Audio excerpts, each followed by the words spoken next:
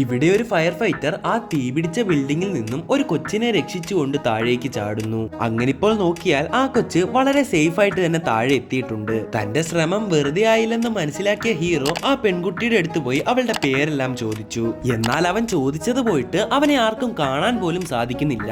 എന്തോ കുഴപ്പമുണ്ടെന്ന് മനസ്സിലാക്കി നിൽക്കുമ്പോഴാണ് തനിക്ക് ഇതുവരെ അറിയാത്ത രണ്ടുപേർ അവനെ വന്ന് വിളിക്കുന്നത്. അതെന്തിനാണെന്ന് ചെന്ന് നോക്കുമ്പോൾ അവിടെയുള്ളവരെല്ലാരും തന്നെ രക്ഷിക്കാനായി ശ്രമിക്കുന്നത് അവൻ കണ്ടു. അങ്ങനെ അവന് മനസ്സിലായി ആ ബിൽഡിങ്ങിൽ നിന്നും വീണതോടെ താൻ മരിച്ചിരിക്കുന്നു. അപ്പോൾ ഇവനെ വിളിച്ച രണ്ടുപേരെ നോക്കിയാൽ തന്റെ മരണശേഷം അവന്റെ ആത്മാവിനെ കൊണ്ടുപോകാൻ വന്ന മാലാഖമാരാണവർ. അങ്ങനെ ഇപ്പോൾ അവനെ കൊണ്ടുപോയി നരകത്തിലെ റാണിയുടെ മുന്നിൽ കൊണ്ടു നിർത്തി. അവിടെ അവൻ തന്റെ ജീവിതത്തിൽ ഒരു മോശം വ്യക്തിയായിരുന്നു എന്ന് തെളിഞ്ഞാൽ ഈ ഗ്രൈൻഡർ പോലെ കറങ്ങുന്ന ഭൂമിയിലേക്ക് അവനെ എറിയും. അതിൽ നിന്നും രക്ഷപ്പെടാനായി വെള്ളത്തിലേക്ക് ചാടിയാൽ അവിടെ നിറയെ മനുഷ്യരെ തിന്നുന്ന പിരാനകളാണ്.